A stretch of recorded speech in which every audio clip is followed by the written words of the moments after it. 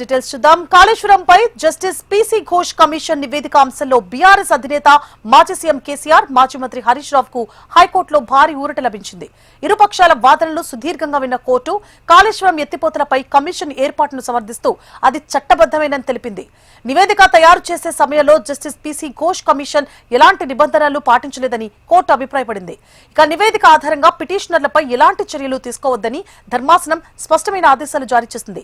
అదేవిధంగా ఇదే కేసులో పిటిషన్లు దాఖలు చేసిన మాజీ సీఎం ఎస్కే జోషితో పాటు నాటి సీఎంఓ కార్యదర్శి స్మితా సబర్వాల్ కు కూడా ఊరట లభించినట్లయింది. కమిషన్ రిపోర్టు చెత్తబుట్టలో వేయదగింది. యాజ్ ఫార్ యాజ్ కేసీఆర్ గారు, హరీష్ రావు గారు, మిగతా ఆఫీసర్ సంబంధించి, ఎందుకంటే కమిషన్ ఆఫ్ ఎంక్వైరీ ఒక ఫండమెంటల్ ప్లా చేసింది. ఎవరి మీద నేను యాక్షన్ తీసుకోమని ఏమైనా రిపోర్ట్ ఇచ్చినప్పుడు, వారికి రెప్యుటేషన్ కానీ వారి మీద అడ్వర్స్ రిపోర్ట్ ఇచ్చినప్పుడు, basic principle is that the material which is there with the commission to have any private against them must be put on notice to them, and their explanation must be called for, and they have also right to cross-examine the witnesses who has given statements against them, and also engage in a counsel. The fundamental principle which has been there in the section 8 of the Commission of Inquiry Act is not followed by Justice Ghosh Commission report. Therefore, the Commission report cannot be made basis for any action the KCR గారు, హరీష్ రావు గారు, or any of the officers. ఒక నిమిషం, partly allowed అంటే హరీష్ రావు గారు, కేసీఆర్ గారు commission constitute చేయడం కూడా wrong, ఇది ఆల్సో అన్కాన్స్టిట్యూషనల్ ఛాలెంజ్ చేయడం జరిగింది. అఫ్ కోర్స్ దాని మీద ఏమైనా ఫైండింగ్ ఇచ్చినారంటే కమిషన్ ఏర్పాటు చేయడం ఇల్లీగల్ కాదు. The government has got power to constitute the commission, so the commission has been validly constitute అని రిపోర్ట్ ఇచ్చినారు. కోర్టు జడ్జ్మెంట్ ఇచ్చింది. That's why it is said partly allowed. అంటే కమిషన్ ఎస్టాబ్లిష్ చేయడం అనేది valid అని ఇచ్చినారు. However the commission reports finding ఏవైతున్నాయో that cannot be a basis for any action against any officers including Shri KCR గారు, శ్రీ హరీష్ గారు. అంటే ఒక విషయంలో చెప్పాలంటే ఆ కమిషన్ యొక్క రిపోర్ట్ చెత్తబుట్టలో వేయదగింది అంతే. సిబిఐ ఆ కమిషన్ బేసిస్ మీద ఏ ఎంక్వైరీ చేయరాదు. Once a court has given direction that therefore the commission cannot be made basis for any action including CBI. It is a fundamental law.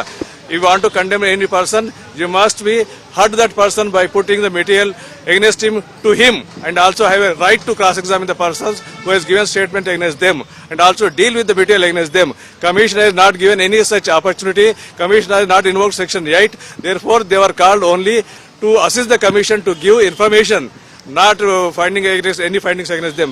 Therefore, the commission report is fundamentally flawed, and therefore it's a violation of Article 21. Commission undaradu ayipindi. Commission is closed now. No more commission. Justice Ghosh is there in the Bengal voting tomorrow in the elections.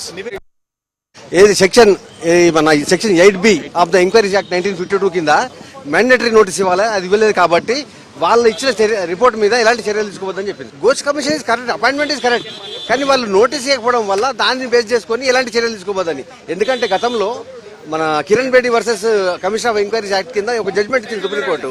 అలా చాలా జడ్జ్మెంట్లు ఉండే. ఆ జడ్జ్మెంట్ల ప్రకారం ఈ రోజు ఏంటంటే వాళ్ళు notice ఇవ్వలే కాబట్టి అది బేస్ చేసుకుని, ఎందుకంటే ఒక ఎవరైనా ఇప్పుడు ఏదైనా చర్య తీసుకునే ముందు వాళ్ళని అడగాలి కదా, వాళ్ళని కూడా ఎంక్వైరీ చేయాల్సి ఉండే. ఇందులో వాళ్ళకి నోటీస్ ఇవ్వలేదు 8B కింద కోర్టు నమ్మి మెయిన్గా అదే పాయింట్ 4 పాయింట్లు అడిగారు. 3 పాయింట్స్ ఏంటంటే ఫస్ట్ చట్టబద్ధత గురించి కూడా క్వశ్చన్ చేశారు. ఏంటంటే appointment of commissioner is illegal అన్నారు సెక్షన్ ప్రకారం. కానీ ఈ రోజు ఏమందంటే కోర్టు దాన్ని అల్లును అని చెప్పి వాళ్ళని డినే చేస్తూ రెండో పాయింట్ ఏదైతే ఉందో సెక్షన్ 8B కింద నోటీస్ ఇవ్వకుండా వాళ్ళు ఏదైతే రిపోర్ట్ పబ్లిష్ చేసిరో దాన్ని బేస్ చేసుకొని అలిగేషన్స్ ను వాళ్ళ చర్యలు తీసుకోవద్దు. ఎందుకంటే అలిగేషన్ చేసినప్పుడు ఖచ్చితంగా ఎదుటి వ్యక్తిని అడగాలి టు హియర్. సెక్షన్ 8B అనేది mandatory, 8B 8C mandatory, cross examination ఉండాలి. అవి రెండు లేవు. ఇంతకుముందు సుప్రీంకోర్టు కూడా డిసైడ్ చేసింది Kiran Bedi versus inquiries commission దాని మీద. ఆ basing on that judgement and civil judgements అలా ఉన్నాయి. అక్కడ ఎంక్వైరీ స్టార్ట్ చేయాలా చేయలేదు గవర్నమెంట్ ఇష్టం. సుప్రీంకోర్టు మన హైకోర్టు ఏం చెప్పిందంటే ఈ రోజు పర్టికులర్లీ ఈ రోజు ఏదైతే మీరు ఎంక్వైరీ రిపోర్ట్ తీసుకున్నారో ఆ రిపోర్ట్ తీసుకున్నప్పుడు వీళ్ళకి ఈ సెక్షన్ 8B 8C కింద నోటీసులు ఇవ్వలేదు కాబట్టి ఇట్ ఈస్ మ్యాండేటరీ, కాబట్టి ఆ మ్యాండేటరీ నోటీస్ ఇవ్వలేదు కాబట్టి ఆ దాన్ని బేస్ చేసుకుని ఎలాంటి చర్యలు తీసుకోవద్దని చెప్పి ఘోష్ కమిషన్ అపీల్ చేసింది. కంటిన్యూ అవుతుందా కాదనేది గవర్నమెంట్ ఇష్టం. ఇప్పుడు మళ్ళీ ప్రెషర్ కూడా స్టార్ట్ చేసుకోవచ్చు. కమిషన్ ఏర్పాటు తప్పట్లేదు. కమిషన్ అనేది పవర్ ఉన్నది పలానా యాక్ట్ ప్రకారం అని చెప్పింది. ఇప్పుడు వీళ్ళు ఛాలెంజ్ చేసింది ఇంత మటుకే. రేపు ఏం జరుగుతుంది అనేది అది basing on government decision. Report అనేది చెల్లుతుంది ఎంతవరకు ఓన్లీ చూసుకోవడానికి మాత్రమే, కానీ అది బేస్ చేసుకొని మాత్రం ఎలాంటి చర్యలు తీసుకోవడానికి లేదు. Section 8B of the enquiry act 1952 కింద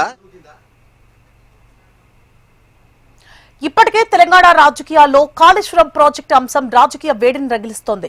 జస్టిస్ పీసీ ఘోష్ కమిషన్ నివేదికపై తాజా హైకోర్టు ఇచ్చిన తీర్పుని బీఆర్ఎస్ వర్గాలకు కాస్త ఊరటించినా మరోవైపు సీబీఐ విచారణ కోసం కేంద్రంపై సీఎం రేవంత్ రెడ్డి ఒత్తిడి పెంచుతున్నారు. ఈ పరిణామాలు బీఆర్ఎస్ పార్టీకి ఇబ్బందిగా మారాయి. ఆ పార్టీ కీలక నేత హరీష్ రావు నేతృత్వంలో మాజీ ఎంపీ వినోద్ కుమార్, ఎంపీ వద్దిరాజు రవిచంద్ర బృందం ఇటీవల హుటాహుటిన ఢిల్లీకి వెళ్లింది. తీర్పు తమకు ప్రతికూలంగా వస్తే ఏం చేద్దామని న్యాయవాదులతో చర్చలు జరిపారు. తాజాగా వచ్చిన హైకోర్టు తీర్పు బీఆర్ఎస్ వర్గాలకు ఊరటనిచ్చింది. అయితే హరీష్ రావు బృందం ఢిల్లీ పర్యటనపై సీఎం రేవంత్ రెడ్డి చేసిన వ్యాఖ్యలు రాష్ట్ర రాజకీయాల్లో హాట్ టాపిక్ గా మారాయి. హైకోర్టు తీర్పు ఇవ్వనున్న సమయంలో హరీష్ రావు ఢిల్లీ పర్యటన వెనుక రహస్యం ఏంటి అని, ఎవరితో మంతనాలు జరిపారని రేవంత్ ప్రశ్నించారు. తాను సీబీఐ విచారణ కోసం కేంద్రానికి లేఖ రాయడంతో విచారణను అడ్డుకునేందుకే ఢిల్లీలో బీజేపీ నేతలతో బీఆర్ఎస్ టీం బేరసారాలకు దిగారని, అందుకే విచారణ ఆలస్యమవుతోందని సీఎం ఆరోపించడం రాజకీయ వర్గాల్లో చర్చకు దారితీసింది.